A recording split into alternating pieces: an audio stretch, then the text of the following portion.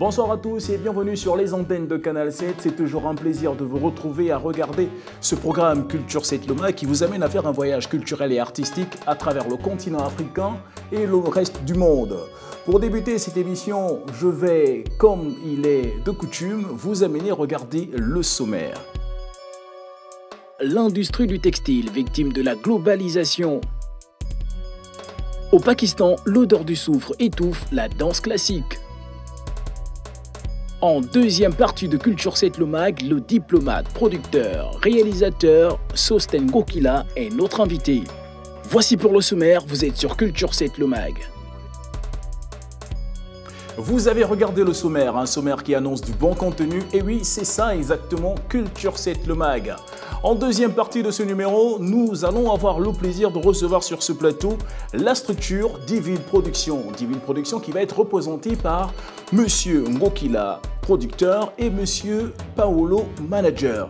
Il faut croire que la quinzaine du film amateur de Libreville au Gabon, qui aura avec le film Aire de stationnement remporté l'Ibogador, a porté du fruit. Un fil qui tisse les liens entre des générations depuis de nombreuses années. La Somalie a toujours eu un secteur du textile très actif, mais la guerre a fait des ravages.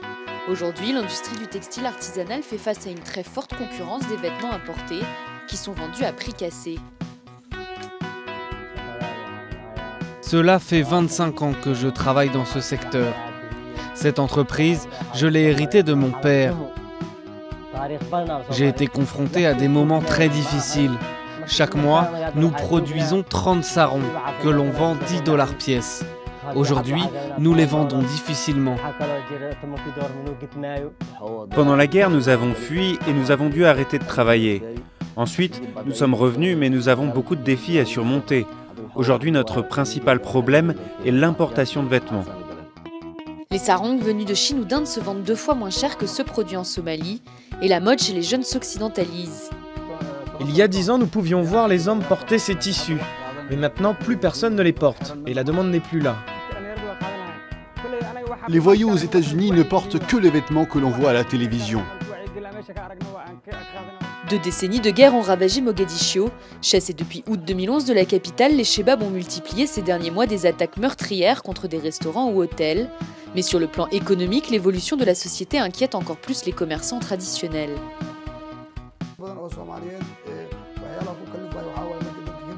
Le pays connaît aussi une transition culturelle. Les locaux ne veulent plus de leur propre culture. Il y a une guerre psychologique contre nos traditions. Cette guerre est menée par les pays autour et les médias jouent également un rôle clé dans la transition culturelle.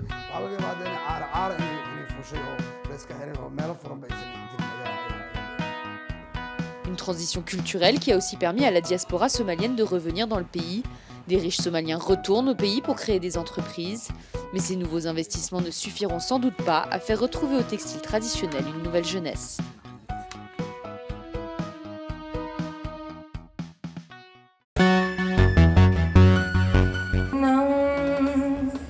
Braver des interdits en montant sur scène.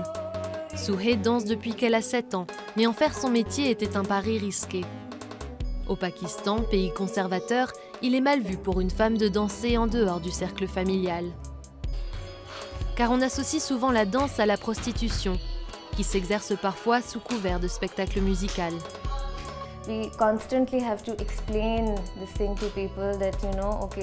On doit sans arrêt expliquer aux gens que la danse est un art, qu'il ne s'agit pas seulement de ce qui se pratique dans les quartiers chauds, qu'il ne s'agit pas juste de divertir des hommes. Il ne s'agit pas de sexualité, ni de mettre son corps en avant. La danse fait partie de l'héritage commun du Pakistan avec son voisin et rival, l'Inde, mais depuis la partition, les choses ont évolué très différemment ici. En 1981, la danse, jugée obscène, est interdite par le dictateur islamiste Zia-ul-Haq.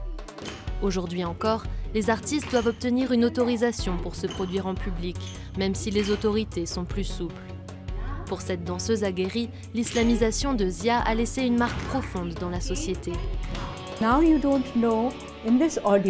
Aujourd'hui, vous ne savez pas qui, dans le public, sera celui ou celle qui se trouve assis là, à penser que tout ça est contraire à l'islam, que c'est un péché, et qui pense trouver sa place au paradis en tuant, en détruisant cet art, en tuant cette femme ou en se faisant exploser. La mauvaise image de la danse au Pakistan va de pair avec un manque d'infrastructures et de soutien institutionnel. Lorsque l'Académie nationale des arts de la scène a été créée, ici à Karachi, il y avait une section danse, mais elle a fermé, faute d'étudiants. Dans un pays où le taux d'alphabétisation est encore bas, les cours de danse sont loin d'être une priorité. Il faudrait que ça fasse partie du système éducatif et que les élèves soient constamment formés de cette façon. Comme ça, certains en sortiront pour devenir les meilleurs. Et ça n'existe pas au stade initial, lorsque les enfants ont 8, 9, 10, 11 ans. Alors je ne pense pas qu'on puisse faire des progrès comme ça.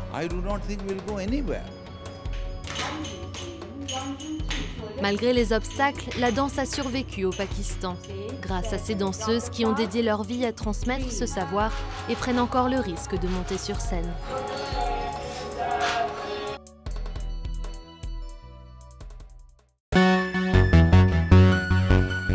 Si vous nous prenez à l'instant, vous êtes en deuxième partie de ce numéro Culture 7 Le Mag et c'est un véritable plaisir de vous savoir câblé à regarder ce programme. Pour cette deuxième partie, nous avons le plaisir, et vraiment un plaisir, de recevoir un homme d'État, un homme public parce qu'il est ambassadeur du Gabon du côté du Canada et il est également un homme des arts parce qu'il est producteur, il est réalisateur. Bonsoir monsieur Ngokila. Bonsoir JS, comment ça va? Ça va très bien et c'est un véritable plaisir de vous recevoir sur notre plateau. Le plaisir est le mien. Voilà, donc on a également aux côtés de monsieur Ngokila un jeune homme qui n'est plus à présenter, lui c'est un acteur, il est en même temps. Je vais laisser le soin à l'artiste de se présenter. Eh bien, c'est Paolo Ndor, le manager général du groupe Divine Production. Justement, vous l'aurez compris, on parle de Divine Production, cette structure de cinéma qui émerge du côté du Gabon et qui fait plaisir déjà à beaucoup d'entre vous qui apprécient le cinéma africain et sinon le cinéma gabonais. Alors, monsieur Ngokila, comme je l'ai dit, c'est un véritable plaisir. Je voudrais déjà d'entrée de jeu vous poser la question de savoir comment vous arrivez à faire la jonction entre votre casquette d'homme d'État et celui d'homme des arts. Dites plutôt que je suis un serviteur de l'État parce que je suis chef de mission diplomatique au Canada. Oui. Et dans ma culture personnelle et dans tout ce que j'ai eu à vivre, j'ai toujours fait de l'art, j'ai fait de la musique. J'ai fait de la musique, j'ai fait du cinéma aujourd'hui, j'écris, je suis aussi un essayiste et donc je suis quelqu'un qui est porté par la culture en général. Ouais. Et j'essaye de faire en sorte que dans mon travail professionnel, j'essaye de faire entrer la culture dans ce travail parce que je suis de ceux qui sont convaincus que sans la culture, nous ne pouvons pas bien faire connaître notre pays et donc engranger un peu les victoires au niveau culturel et qui deviennent plus tard des victoires, disons, économiques et politiques. Voilà, nous allons donc comprendre cette valorisation que vous faites à la culture à travers cette structure Divine Production. Déjà parler de l'histoire de Divine Production, comment arrive-t-elle ? Eh bien, Divine Production est née en 2002. 2002, dans le souci de pouvoir détecter de jeunes talents. On avait commencé dans la musique, je vous ai dit que je faisais de la musique. Donc je recherchais avec Alejandro Okoni, qui est la personne qui a créé ce groupe. Avec moi, nous voulions faire connaître des jeunes talents qui sont en herbe, c'est-à-dire qu'on ne cherchait pas forcément des personnes déjà connues sur le marché de la musique, parce qu'on a commencé par là, on voulait détecter, et donc c'était notre premier objectif. Ensuite, pouvoir les former pour que ces jeunes puissent représenter notre pays dans les différents talents. Donc en 2002, on a créé la structure, mais la structure a commencé à se faire connaître plus spécialement à partir de 2011-2012. Voilà. Alors, comment la structure arrive à se distinguer ? Nous avons commencé à faire des sketchs pour des humoristes. Aujourd'hui, il y a un groupe qui preste un peu partout qu'on appelle les Carcagnards. Les Carcagnards. Voilà, les Carcagnards, c'est nous qui les produisons. Et pendant que nous étions en train, c'est-à-dire que le cinéma pour nous, comme je dis toujours, on est rentré un peu par effraction.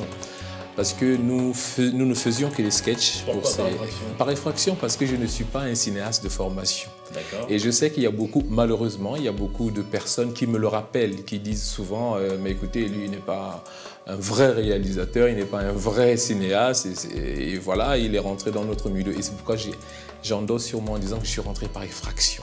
Donc j'ai ouvert la porte pendant que personne ne suivait, et puis je suis rentré dans le cinéma. Et donc je disais qu'on faisait un peu ces sketchs. On avait fait la première saison des Carcagnards.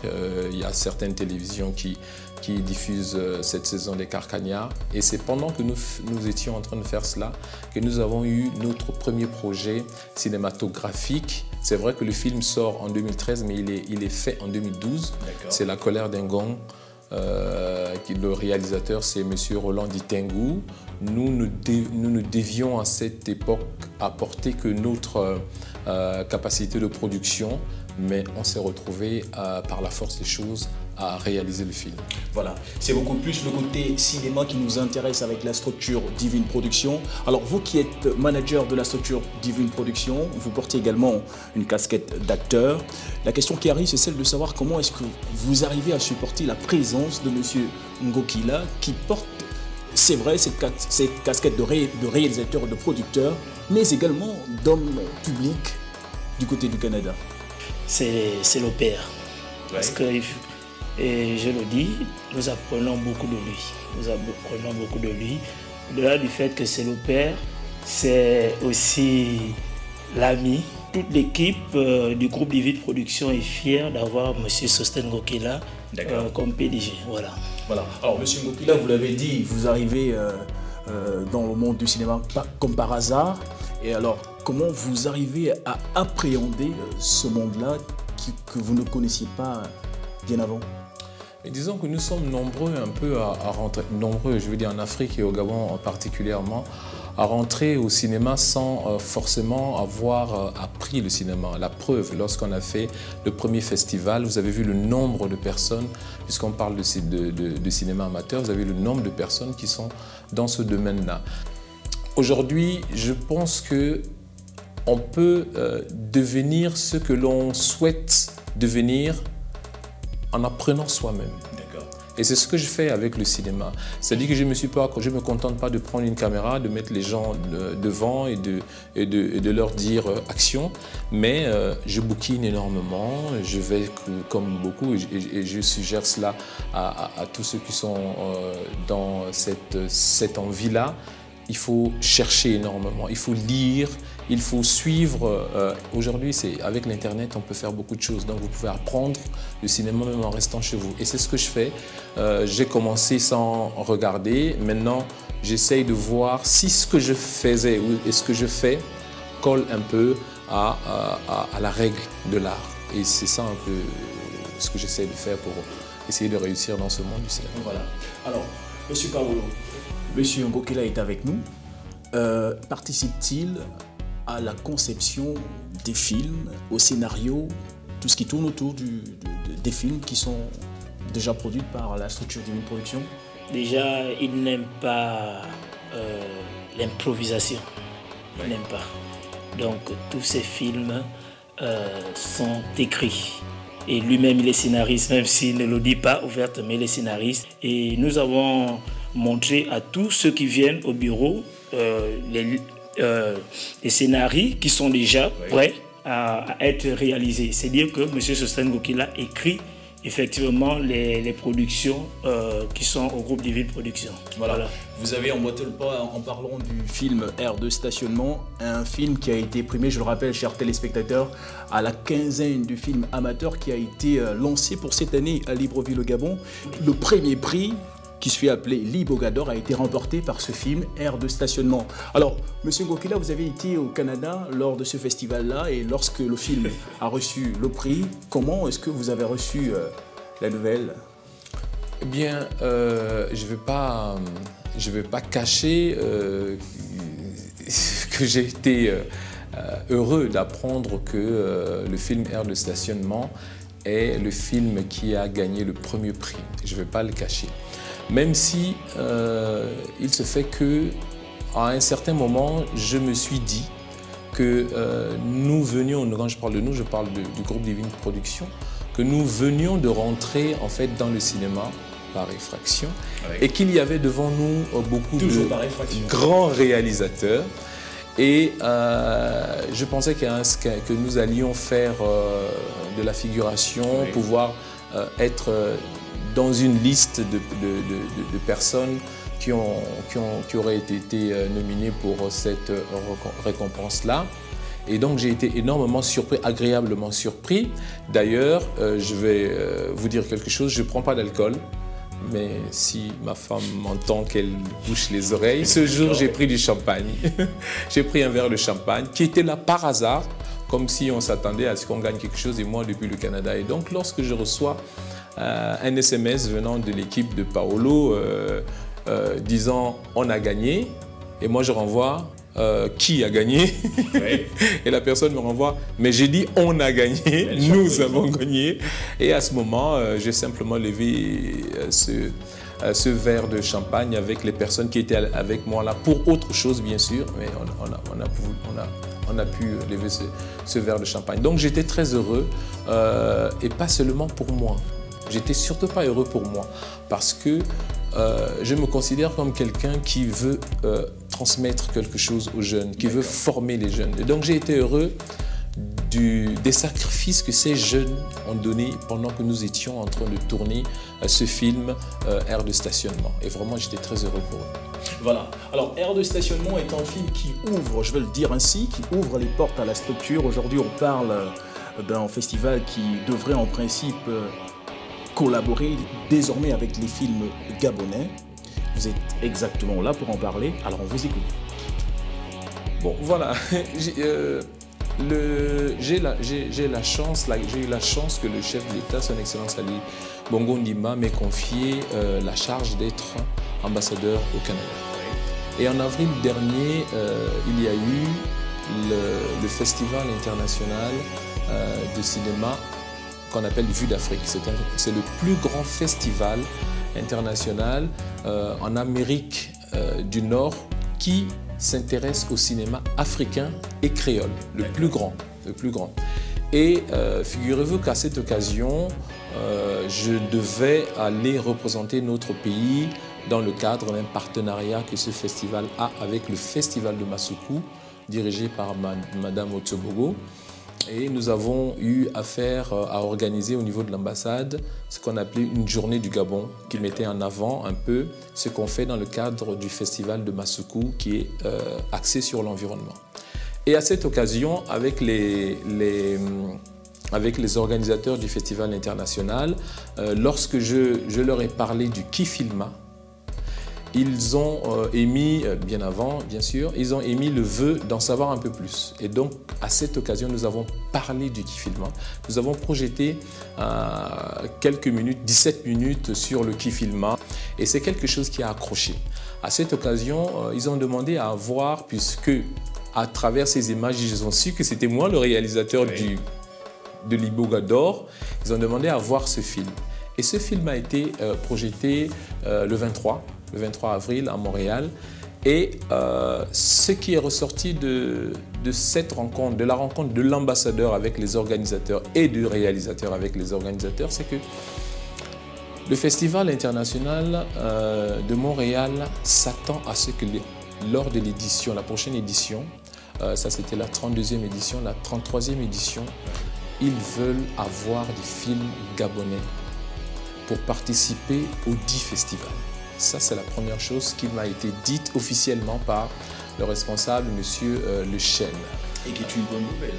Et je trouve que c'est une très bonne nouvelle pour le cinéma gabonais, qu'à partir d'un film dit amateur, on fait une projection sur tout le cinéma gabonais. Ça veut dire que pour eux, ce film qui est amateur, et j'ai tenu à le leur dire avant, et même ils ont regardé, ils ont dit, mais c'est vrai, c'est amateur, mais on en retire quelque chose. Soit dit en passant, cette anecdote, après la projection de Aire de stationnement, ils m'ont gardé 1 heure pour un débat suscité par le film sur les violences faites aux femmes. Et donc tout ça, ça a créé cet engouement, cette envie de voir les images du Gabon. Mais également, sur le plan, et j'en ai déjà parlé avec le ministre de la Communication et ses collaborateurs, de l'attente de ce festival d'avoir une collaboration pour l'organisation de quoi que ce soit, qu'il s'agisse de la formation, qu'il s'agisse de la participation dans l'organisation du festival. Et donc cela dépendra de ce que le ministère de la Communication voudra en faire. Et donc ce festival est prêt à venir nous aider. J'ai insisté en tant que formateur qu'il puisse venir nous aider dans la formation des jeunes cinéastes au Gabon, quel que soit le domaine, technique, réalisation, les scénarios, etc. Mais là, cela dépendra un peu de la réaction de notre ministère de la Communication. Voilà donc une bonne nouvelle qui nous arrive fraîchement par monsieur l'ambassadeur du Gabon du côté du Canada. Alors, monsieur l'ambassadeur, je voudrais retirer cette casquette de monsieur l'ambassadeur. Oui, alors, monsieur Ngo Kila, en tant qu'homme des arts, en tant que producteur, aujourd'hui, avec ce festival qui verra certainement bientôt la participation des films gabonais, est-ce que vous pensez que le Gabon aujourd'hui peut se dire qu'il a une identité sur ses films? Oui, je peux le dire tout de go que le Gabon, comme tous les autres pays, a une identité. C'est quoi avoir une identité? C'est avoir une culture de base. N'avons-nous pas une culture de base? Nous l'avons. Si nous avons une culture de base, c'est que nous pouvons l'exprimer. Nous pouvons l'exprimer à travers le cinéma. Le 7e art, c'est un moyen, je dirais, tellement important pour porter la culture à l'extérieur que nous ne devrions pas rechigner dessus. Je vous prends un exemple. Si aujourd'hui, et je fais un parallèle avec mon métier, je suis diplomate. Si vous regardez les grandes nations diplomatiques qui ont une force diplomatique, vous allez voir que ces grandes nations, pour pouvoir avoir une ascendance sur les autres nations, utilisent leur culture. Nous voulons tous, nos enfants, à notre époque, nous on voulait grimper sur les murs, lancer des fils comme Spider-Man. Hein? Ça, c'est la culture américaine. Vous avez toujours ce héros américain qui, dans les cinémas, arrive et frappe tout le monde et gagne. La guerre du Vietnam. Regardez les films américains sur la guerre du Vietnam. Les Américains sont toujours gagnants. Et que dit l'histoire? Vous voyez l'influence de la culture sur les autres. Ça veut dire que si vous arrivez à ouvrir culturellement un autre pays sur le plan, donc vous l'ouvrez culturellement, ça veut dire que diplomatiquement, vous allez pouvoir faire passer ce que vous voulez. Et donc la culture est tellement importante qu'elle devrait être prise en compte définitivement par mon métier, par la diplomatie. Et donc si je peux amener un petit pan de culture dans ce que je fais, et je pense que beaucoup de choses avanceraient. Non, nous avons une identité culturelle. Voilà. Avant de finir cette émission avec monsieur Ngo Kila, monsieur Paolo, en tant qu'acteur, est-ce que vous pensez aujourd'hui qu'il y a de l'espoir de voir désormais nos films beaucoup plus à l'international que localement? C'est le souhait de chacun des acteurs que nous avons dans nos structures, pas seulement dans le groupe Divine Production, mais également dans les autres structures. Voilà. Alors, M. Paolo a parlé de souhait. Alors, M. Ngo Kila, que peut-on dire du cinéma gabonais, en définitive?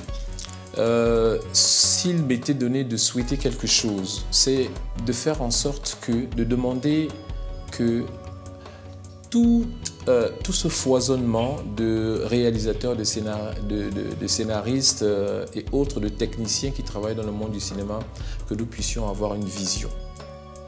La vision d'un cinéma gabonais qui cherche à gagner. Nous sommes en train de faire des projets et nous nous adressons à d'autres structures pour dire que voilà ce que nous savons faire. Ou bien nous avons un acteur qui est bien formé et nous pouvons vous le donner pour que vous puissiez faire votre réalisation. C'est ça ma vision.